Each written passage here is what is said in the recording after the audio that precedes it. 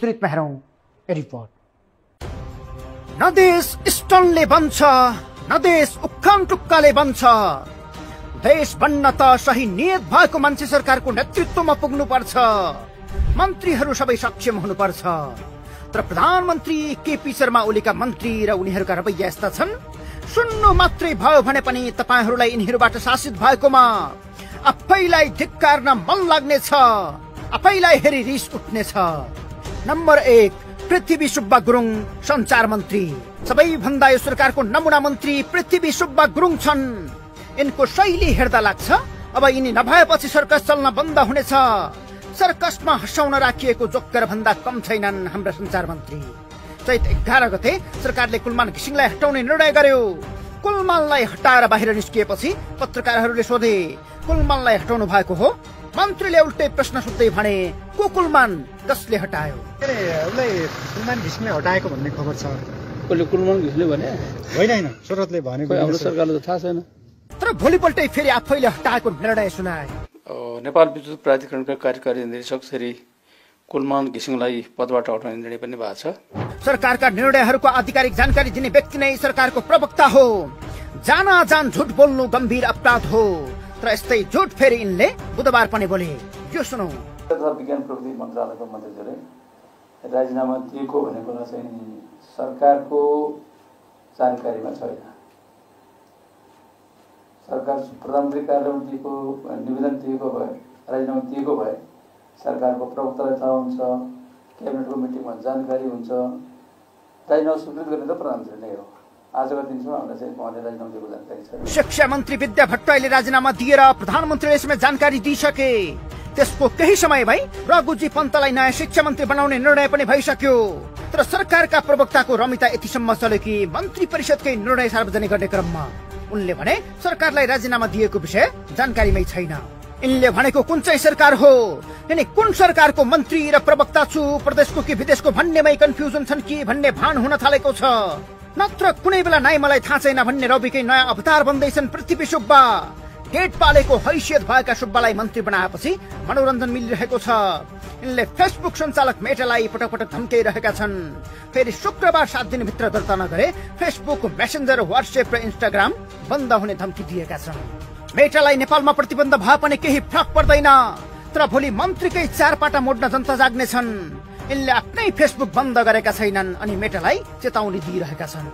Number 2 Raghuji Pant शिक्षा मन्त्री। यस्तै ओलीका हल्लुड र हरिलट्टक अर्का मन्त्री छन् जो विद्या भट्टराईले राजीनामा दिएपछि चिट्ठा परेका पात्र हुन्।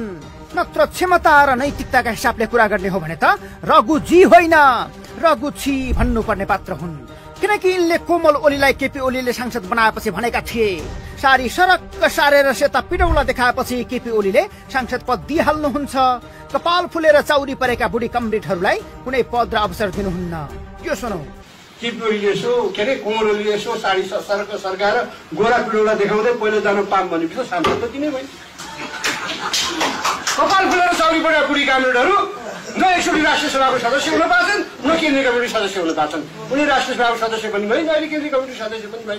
तर अहिले केपी ओलीकै कृपाले यस्ता अशिष्ट, अभद्र, नारीको चरित्रमाथि भद्दा मजाक गर्ने पात्र मन्त्रीको कुर्सीमा छन्।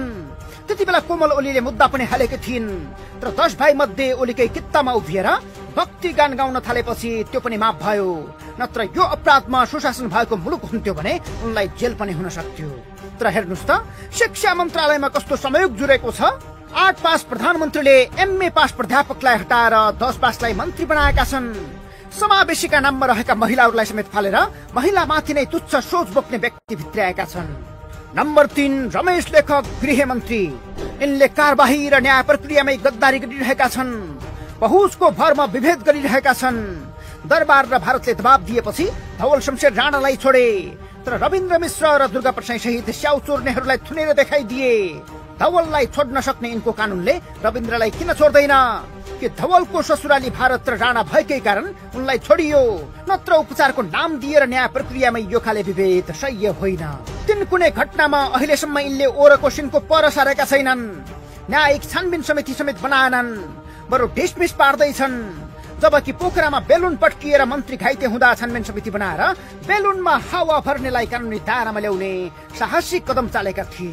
यो त कस्तो देखियो भने मानव पप्पुले पुल बनायो, प्रधानमन्त्री पुगेर उद्घाटन गरे, नरिवल फोर्दा पुल भत्कियो, छानबिन समिति बनाएर नरिवल बेच्नेलाई जेल हालियो। नत्र सामान्य जनता मर्दा छानबिन समिति नै बनाउन आवश्यक ठानेका छैनन्। माघ 24 गते कमल पोखरीमा ग्यास ब्लास्ट भयो, 2 जनाको ज्यान गयो।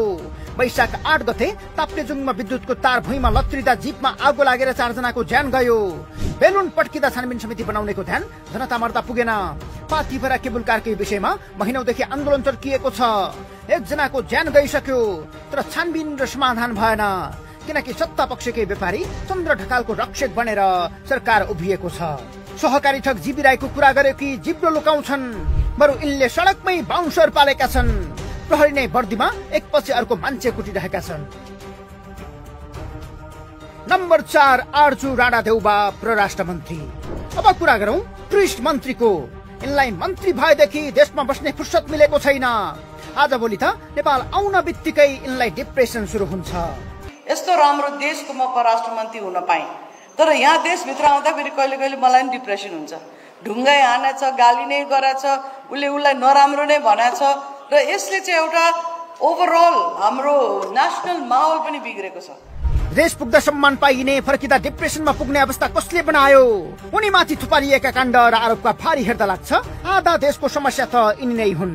जनता वर्षौंदेखि यसै कारण डिप्रेस र फ्रस्ट्रेट छन्, तर यिनलाई मस्ती छ। देश फर्किएको छैन, अर्को देश पुगिहाल्नु पर्छ। नेपाल त ट्रान्जिट मात्रै हो। आज मात्रै पनि ब्याङ्ककबाट फर्किएकी छिन्। उनलाई अर्को देश गइहाल्ने प्रबन्ध सरकारले गरिहालोस्। यिनी मन्त्री बनेको 4 महिनामा हामीले एउटा तथ्याङ्क निकालेका थियौं। 42 दिन त विदेशमै बिताएकी थिइन्, त्यसपछि गन्नै छोडिदिइन्। नम्बर 5 विष्णु पौडेल अर्थमन्त्री। देशको अर्थ अनर्थ हुँदैछ, कहाँ पुग्यो कुनै मतलब छैन। गभर्नर खाली भएको 1 महिना बितिसक्दा समेत आफै सिपारी समितिको संयोजक भएर एउटा पनि बैठक राख्न सकेनन्। बरु भागभण्डार अर्बको डिलको विषय बाहिर आयो। बिचौलियाकै लागि यिनै अर्थमन्त्रीले उम्मेर हद नै खारेज गरिदिए। धन्न सर्वोच्चले बचायो। नम्बर 6 दीपक खड्गा ऊर्जा मन्त्री।